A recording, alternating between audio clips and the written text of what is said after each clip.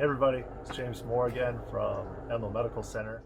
Over the course of the day, I'm getting a lot of questions from staff because we're going to be rolling this out at the hospital for all the frontline healthcare workers, and people have tons of questions. Obviously, a lot of people are still undecided on whether or not they're going to take the vaccine or not. So, myself and other physicians, I think, have been very happy to answer all of those questions to the best of our ability.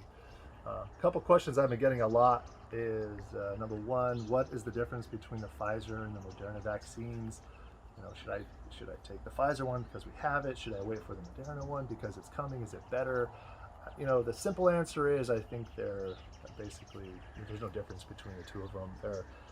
They target slightly different proteins, which is why you can't get the first dose of one and the second dose of the other one.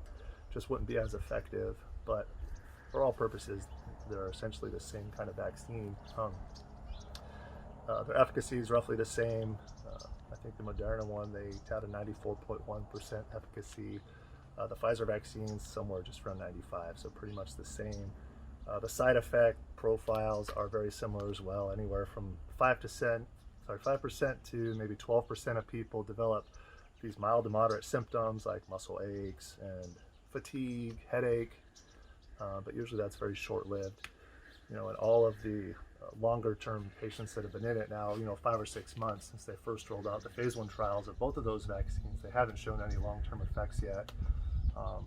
And a kind of a corollary question to that is everyone says, oh, but I'm so nervous. This is a brand new vaccine, mRNA vaccines. There's never been vaccines like this before. Well, that's not exactly true. These types of vaccines have been studied for over 20 years. And in fact, some of the viruses that they've been targeting are ones you've, I'm sure, heard of. Influenza, Zika, which we all remember from a few years ago, was kind of a big deal. CMV, rabies, I believe. So they've been studying these for a long time, and the reason why we haven't heard about them much is, none of those has really received the worldwide attention that COVID is receiving, clearly. Not to mention just the sheer number of people that are contracting the illness. So that kind of leads into the next question. People say, how is it possible that they've approved these vaccines so quickly? How can it possibly be safe? Vaccines typically take years and years and years and years to approve.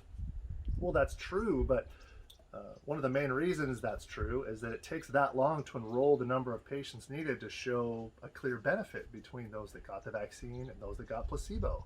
Well, that's not a problem this time around because, number one, there's so much focus on it. People have been raising their hand, let me try it, let me try it. And secondly, just the prevalence of the disease is so high. I mean, not for 100 years have we seen some kind of illness just move through the entire world like this, affecting millions and millions and millions of people. So as it turns out, it hasn't been that difficult to take those patients that got placebo to show that they're getting the illness and then showing that the people that got the vaccine aren't. It's been very, very clear. So up until this point, there hasn't been enough oomph in any of these other vaccinations like we're seeing today. That's the reason why these are getting so much attention, and that's why they've been approved so quickly. Till then, wear your mask, stay safe, and hopefully this is the beginning of the end. See ya.